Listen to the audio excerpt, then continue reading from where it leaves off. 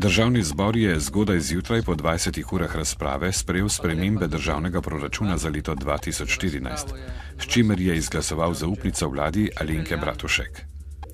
Potrdili so tudi proračun za leto 2015, ob obstrukciji poslancev SDS-a pa so sprejeli tudi zakon o davku na nepremičnine. Novi davek bo uveden s 1. januarjem 2014, državi in občinam pa bo prispeval skupaj okoli 400 milijonov evrov letno. Tako kot sem rekla, pred enim letom svojo obljubo danes izpolnjujem. Ni to edina obljuba, ki jo izpolnjujem. Jaz mislim, da so razmere v Sloveniji boljše, predvsem so bolj strpne, gledamo v prihodnost, ne ukvarjamo se s preteklostjo in tako bomo absolutno delali tudi naprej. Proračunski predlog Slovenije je v skladu s pravili, a manevrskega prostora ni. Zdi se, da država letos učinkovito ukrepa za odpravo presežnega primanjkljaja, ocenjuje Evropska komisija in poziva k doslednemu izvajanju proračuna. Poleg tega ugotavlja omejen napredek pri strukturnih fiskalnih ukrepih, opredeljenih v ekonomskem partnerskem načrtu. Vladni in sindikalni pogajalci so podpisali izjavo o usklajenosti predloga zakona, ki določa način poračuna plačnih nesorazmerij javnim uslužbencem. Vlada pa je na dopisni seji predlog potrdila. Z zakonom se določa način izplačila razlike v plači zaradi odprave 3/4 nesorazmerij od 1. oktobra 2010 do 31. maja 2012, skupaj z zamudnimi obrestmi.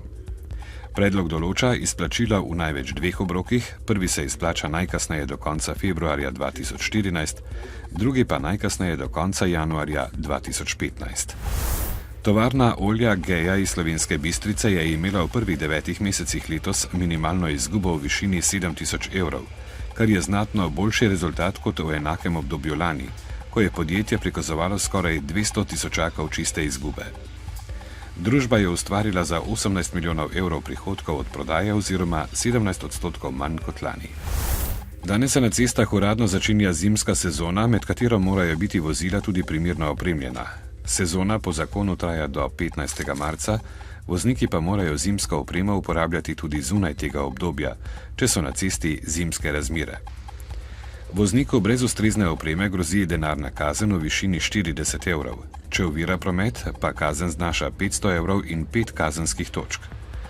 Na zimo pa so že pripravljeni tudi v komunalnih podjetjih, kjer bodo poskrbeli, da ob snegu zapletov na cestah ne bo. 80 enot je že pripravljenih, skupaj s kooperanti, 150 delavcev zaposlenih je čaka na to. Nadzorni svet, ko sem bila še v funkciji nadzornega sveta, je kar dosti novih zaposlitev na to temo odobril, ravno s tem namenom, da bo podjetje pripravljeno za to, ko bo prišel sneg in ko bo pač ta neugodna zimska razmere nastopile.